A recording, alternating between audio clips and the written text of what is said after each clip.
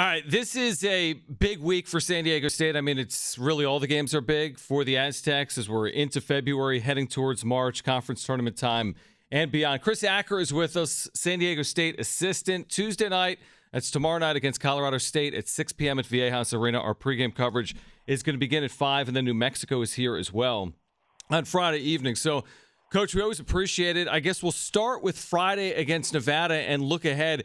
What do you learn here? I mean, opportunities obviously late in regulation, in overtime as well. What are the takeaways from Friday? How do you make sure not to obsess over it, learn from it, and look ahead? Well, first of all, appreciate you guys having me on. Yeah. You learn from just watching the film, and, you try to correct some things, but, you make sure the guys know that the effort plays or lack thereof are unacceptable. We got to close out games with the ball in our hands when we have an opportunity to get a rebound. So you show them those things. You show them what it looks like from teams in the past. And then, you just get them focused on those areas. And then you shift gears and you start talking a little bit more about Colorado State as we move forward and focus on what's ahead. Coach, do you feel like you guys are heading into your biggest stretch of the season right now? Because, you're facing Colorado State, then New Mexico, huge game at home, and then Utah State. Do you feel like this is the biggest stretch of your season coming up here? Yeah, absolutely, because we put ourselves in a great position. I mean, if you'd asked me a couple of weeks ago, that was the biggest stretch. And so now going into this stretch, putting ourselves in position to control our own destiny, it's not only important, but it's essential that we lock in and we take care of business and really ultimately hold down our home court. Chris Acker's with us right now, San Diego State assistant. Again, the Aztecs get Colorado State tomorrow. How much, when you play a team a second time in conference, is about looking back at what happened in game one? Like, how much does that film apply, game one against Sdsu, to what's going to happen tomorrow night? You take a lot from that. Certain areas that we thought we could have did a better job of, whether it's scheme-wise or whether it's just, effort-wise. And just attention to detail of certain things. You look at those things and you really work hard on those essential things. And then you look at, some of the things that they're doing now that may be a little bit different than they were doing then, whatever their emphasis are now, where they're trying to put the ball at, who they're trying to get the ball to, and those things. And you just try to make your adjustments, but ultimately, after you've played against a team already one time and both teams have great familiarity of each other, it comes down to who wants it more, who's going to play the hardest, who's going to lock in to the details, and what we value as far as winning championships. We understand that that's on the line, and that's where we're going to come in with that type of mentality tomorrow night. Have you ever remembered a Mountain West being like this tight at the top of the conference where you have so many teams vying for a regular season championship? No, I can't remember it being like this. It's always good competition in the Mountain West. There's always, everybody's always competing, and, there's always a chance of multiple teams getting that large bid to the NCAA tournament. But as far as on pace to win a championship, I don't think I've ever seen it like this.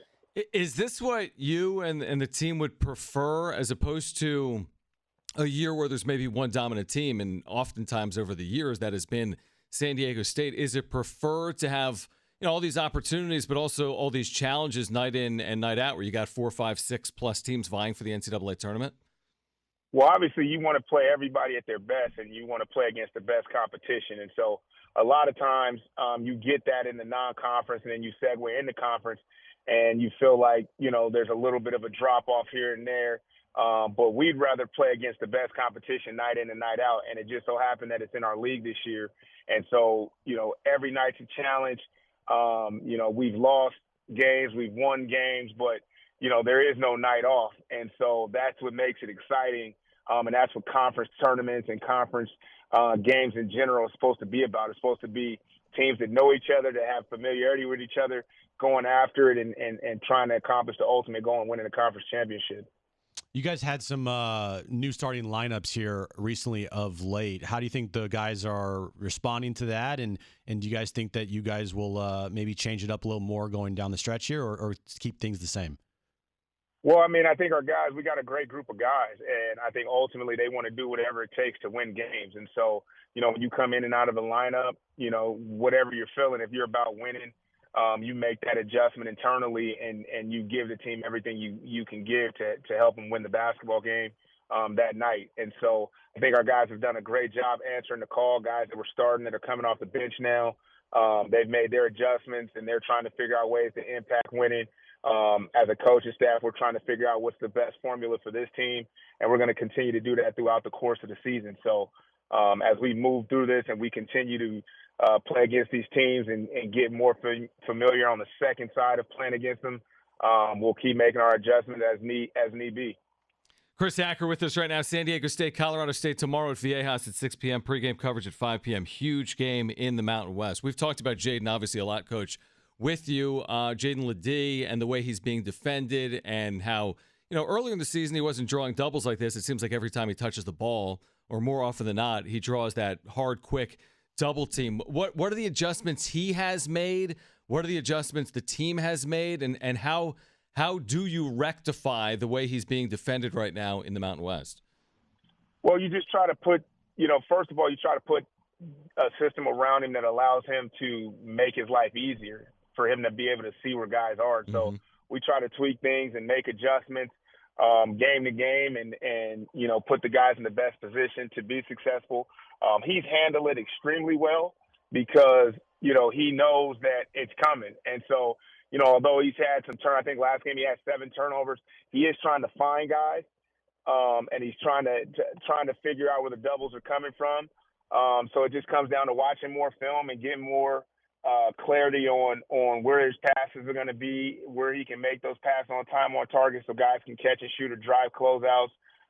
But deservingly so. I mean, he is, to me and to our staff and to our program, he's an All-American, and he's the best player on the floor night in and night out. So, he's embracing that, and I think our guys are embracing that. But we just try to find different ways to get him the ball, not just throwing it from the wing inside to him, but also throwing it from the top where it's much tougher to double him.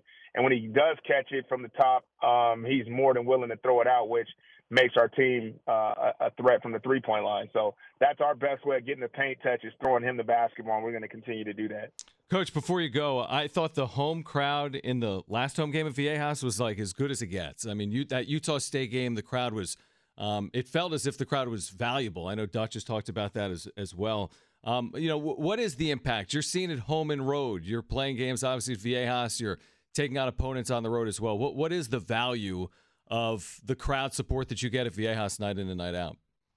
Well, I mean, to me, it's the best crowd in the country. I mean, I've been in a lot of arenas, and I just feel like our fan base is tremendous, and they've supported us whether we've won or whether we've lost. The true fans have been there, and what it gives you is just an edge. You understand when you have a crowd like that, you're playing for not just San Diego State, you're playing for the city of San Diego, and for all the hardworking people out there to spend their money to come watch us play and watch us compete. You're playing for them, and you're playing for the name across your chest. And so, it's just exciting to walk in that arena and feel the electricity in there and to listen to the show and just feel the student section. It just gives you an adrenaline rush and just makes it so that, you feel like even when things may not be going well, they can turn around in an instant. And that's all because of the great fan base that we have that's constantly engaged throughout the course of the game. So, we need everybody to show up. We won't be able to get this stretch done without you. So if you're listening, please come out to Viejas Arena and watch us take on Colorado State on Tuesday and then take on New Mexico on Friday. Huge week, no question about it. Aztec fans, 6 o'clock start tomorrow as well. So plan for that. Get there early. Be loud, as you always are, for San Diego State and Colorado State. Chris Acker, Coach, we appreciate it as always. We'll see you tomorrow night. We'll catch up again down the road. So thank you. Thanks, Coach. I appreciate you guys. Thank you so much for having me on. All right, Chris Acker. On the other side, we can touch on the Padres for the first time today. Jurickson Profar is back. Why? What are the expectations? You'll hear from Mike Schilt on the return of Jurickson Profar as well. Plus, Tim Leeper, he's the Padres' new third base coach. He'll join us coming up at 4:30. Stay with us on John and Jim.